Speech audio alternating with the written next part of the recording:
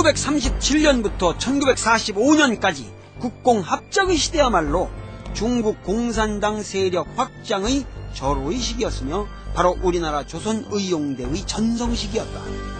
조선의용대의 활약상은 국민당과 공산당이 이념을 초월하여 함께 싸우던 국공합작 시기였다는 이 중요한 사실을 우리는 항상 염두에 두지 않으면 안 된다.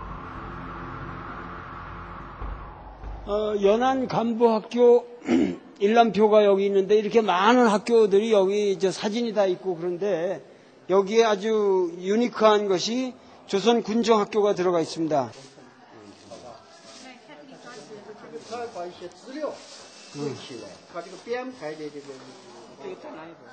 바로 이 사진이 조선혁명 군정학교의 옛 모습인데 지금도 그 반쪽이 그대로 남아있다. 한글학자 주시경 선생의 제자이며 해방 후 우리나라 남북 지도자 사김회담의 한 사람이었던 김두봉이 바로 이 학교의 교장이었고 이 건물 속에서 살았다. 부교장은 박일우였는데 박일우는 중국 공산당 제7차 전국 대표 대회에서 3번이나 강연을 할 정도로 중국 공산당 서열에서 높은 지위에 있던 사람이었다. 바로 이 건물이 그 사진에 보이는 조선혁명 군정학교 그 잔해입니다. 근데 이 2개만 남아있고 지금 여기 사람이 살고 있는데 나머지 2개가 더 있었는데 그거는 허물어졌고 바로 여기에 그 김두봉이 중국 공산당의 사람으로서 이 김두봉하고 박일우가 와서 여기서 있었던 것이죠. 그러니까 김두봉이 바로 이 집안에서 이 애들이 이렇게 밥 먹고 있는 이 집안에서 이 학교의 교장으로 여기서 살았어요.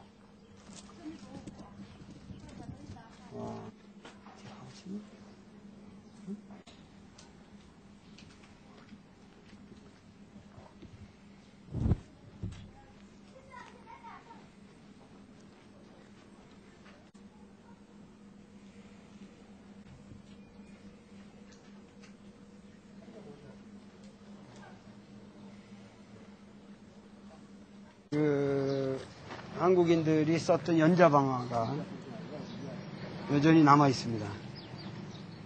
한국인들이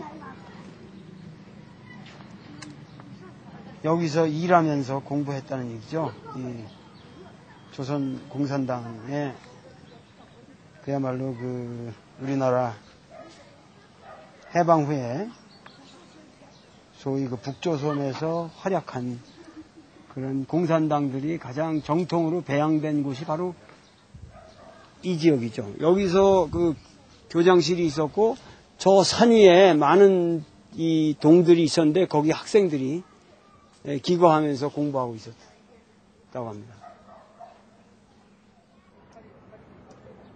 장개석은 우리 독립운동가들에게 돈을 주었지만 모택동은 줄 돈이 없었다. 공산당은 빈궁했다. 그들의 실천론은 스스로 먹을 것을 일궈가면서 혁명을 하라는 것이었다. 여기 연안에 기거하던 모든 부대원들은 스스로 먹을 것을 농사지어 가면서 공부를 하고 또 전투에 임했다.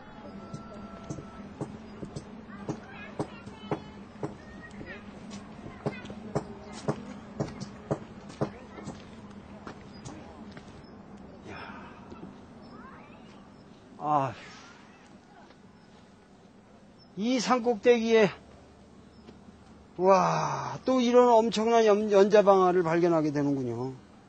후기에 뭐 크게 연안파로 분류됐지만은 뭐 그건 역사상의 이름들이고 그 조선의용군 사람들로서 이곳에 와가지고 조선의 독립을 위해서 끝까지 이렇게 45년까지 여기서 그 고생하면서 이렇게 스스로 생계를 이어가면서 공부를 하면서 조국의 해방을 꿈꿨던 젊은이들, 그들이 여기서 살았습니다.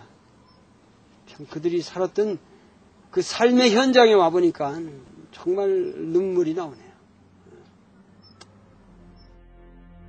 조선의용대, 조선의용군의 뿌리는 의열단에까지 거슬러 올라간다. 의열단, 조선의용대의 이야기를 하려면 우리는 반드시 약산 김원봉이라는 인물, 밀양 아리랑 이야기를 해야 한다.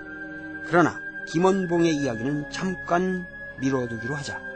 이곳 화북지역 조선의용대 사람들의 뿌리는 어디까지나 중경에 남아있는 약산 김원봉이 주도하는 조선민족혁명당 산하 조선의용대 본부에 있었다.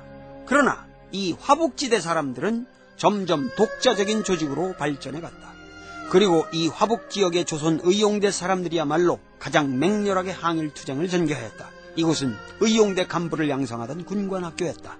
많은 사람들이 그 약산 김원봉과 그 윤세주 사이에 어떤 이념적 갈등이 있어서 그 김원봉은 상해 임정으로 가서 뭐 나중에 광복군 제1지대로 가고 윤세주는 그 태양산에서 공산주의자로 나갔다 이렇게들 얘기를 하지만 그건 전혀 그런 스토리가 아니고 그 김원봉의 입장에서는 화북지역에서의 활동이 중요했기 때문에 그 어려서부터 밀양에서 같이 진 아주 그 소꿉친구예요. 그 두 사람이. 그래서 윤세주를 보낸 거고. 그러나 그 윤세주는 결국은 나중에 그 약산과 같이 만나기로 돼 있었는데 그 만나지를 못하는 어떠한 상황으로 자꾸만 그 당시에 그 긴박한 상황이 돌아갔던 거죠. 그래서 윤세주는 결국 태양산맥에서 장렬하게 전사하고 그 남은 동지들이 이 연안 쪽으로 이주해가지고 여기서 이렇게 학교를 꾸리고 이렇게 마지막까지 광복의 기초를 닦았던 것입니다. 국공합작이란 오로지 항일투쟁을 위한 것이다. 그런데 재미있게도 대부분의 중국 인민들은 항일투쟁이라는 것이 도대체 무엇인지를 몰랐다. 일본에 대한 역사적 체험이 없을 뿐 아니라 광막한 대륙에 사는 사람들은 막연한 천하주의, 중화중심주의만을 가지고 있었기 때문에 단일 민족으로서의 중국인이라는 아이덴티티가 없었다. 소설가 로신이 개탄한 것은 바로 중국인들의 근대적 민족의식의 결여였다. 아무리 일본이 와서 만행을 저질러도 그것을 민족 대 민족의 투쟁으로 바라보는 시각이 없었다. 평생을, 아니 몇천 년을 비적, 마적, 도적놈들에게 시달려온 사람들이라서 일본 침략자를 또 하나의 마적으로 인식할 뿐이었다.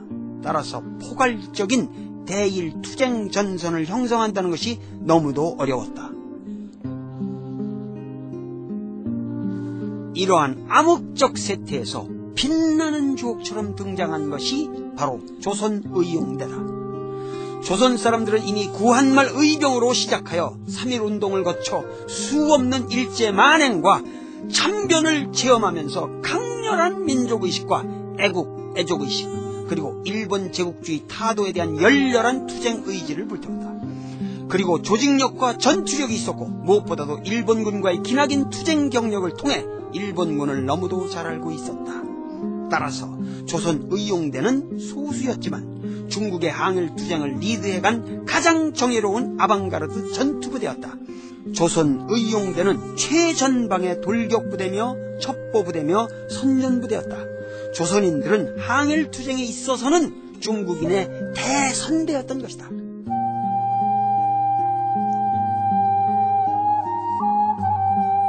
조선의용대의 중요성을 모택동, 주덕, 팽덕회, 주울레 등은 너무도 명료하게 인식하고 있었다. 약산 김원봉과 주울레는 절친한 친구였다. 그리고 무정은 모택동의 장정을 성공적으로 이끄는 데 결정적인 기여를 한 작전 참모였다.